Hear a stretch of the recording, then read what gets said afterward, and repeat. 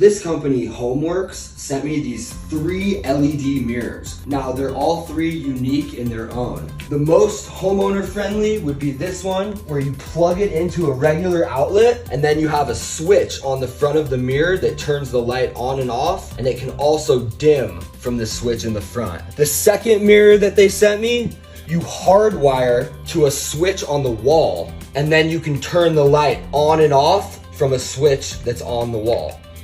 Now, the third one they sent me, I'm actually gonna install in this room. This one you hardwire to an existing power, and then you have the switch on the front of the mirror, just like the first one. All 3 mirrors come with hardware and brackets to install them to the wall. I'm gonna be installing this mirror right here where there's a little makeup station, and they wanna have a backlit mirror. So I figured out where I want the bottom of the mirror, about 7 inches from the desk, and then I put the bracket that goes on the wall on the back of the mirror, and I measured from the bottom of the mirror to the screw hole, which was about 28 inches, which gives me 35 inches from the desk to the bracket that goes on the wall. So I put the bracket on the wall where it's gonna go, and I leveled it out, and now I'm gonna put in some drywall screws.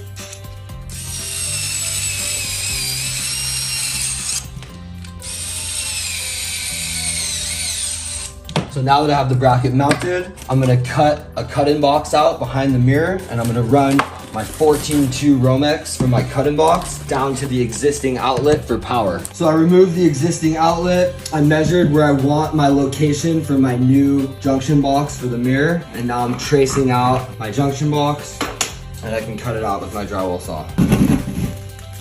Just like that.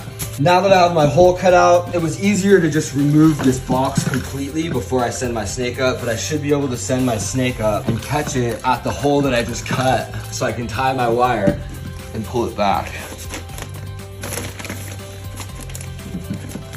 Just like that.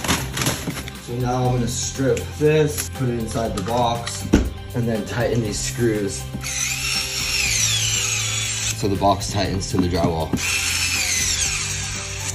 Now I can connect my mirror, and it will be hardwired after I connect the outlet. So I got the mirror wired, ground, neutral, hot, and now I'm just gonna push these wires into the electrical box, and then I can lift up the mirror and place it on the bracket, just like that. And you can also slide it from left to right to center it.